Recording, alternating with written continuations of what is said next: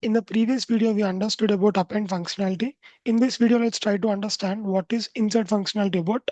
Let's see the syntax of insert. So insert is accepting two values. First one is index, second one is object.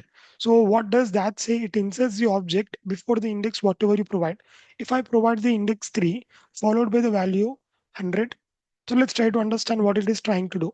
So this is the index 0, index 1, index 2, and index 3. So before this respective index, meaning after the value hello, the value 100 should be added. Let's see that. List 1. Yes. Similarly, let's try to add list 1 dot insert. Maybe I'm just giving the index to be value 1 followed by, let's give the string to be world. So now this is the index 1. So before this 100, after the value 50, world should be added.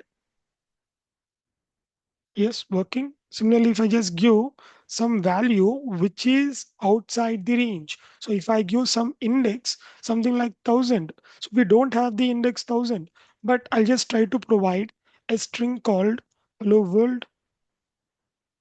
Let's try to see what exactly happens. So this value hello world will be added at last.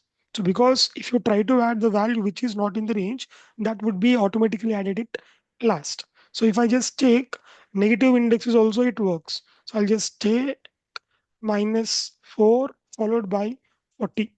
So let's say what is -4. So this is -1, this is -2, this is -3, and this is -4. So before this 100, the value would be added. Meaning after the hello, you get 40, then followed by you get the value 100. Let's see that.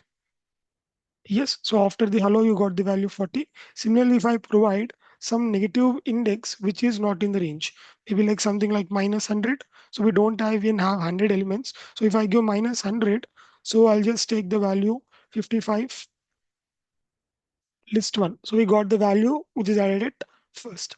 So that is all about insert functionality. In the next video, let's try to understand what is extend functionality about.